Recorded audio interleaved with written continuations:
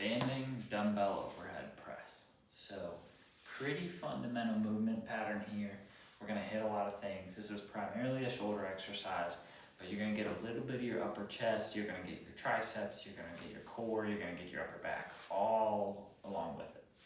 So what I wanna do is I wanna take my dumbbells and I wanna put them up roughly on my shoulders like this.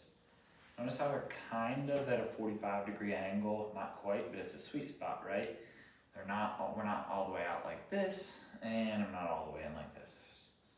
Find that balance. Find somewhere in here that's comfortable for you where they're diagonal, okay? If they can't sit on your shoulders, that's okay. If it has to be up here, totally fine if you have a movement restriction.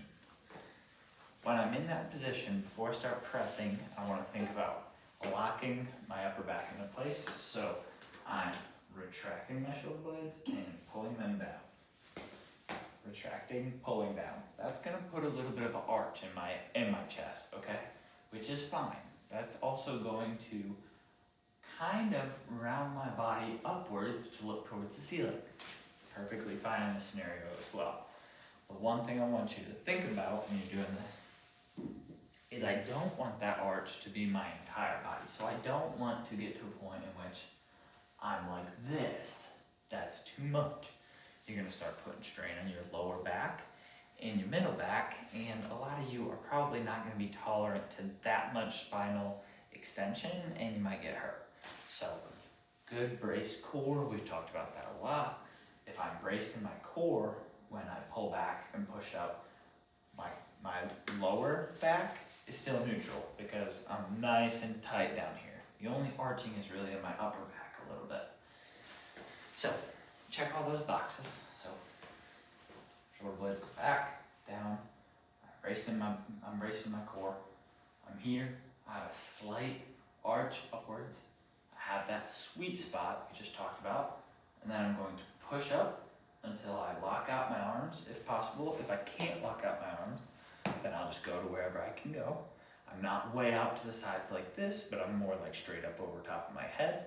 And I'm maintaining that position with my scapula, okay? Now, when I go up overhead, my shoulder blades do have to rotate upwards. So they have to go like this to enable me to rotate upwards.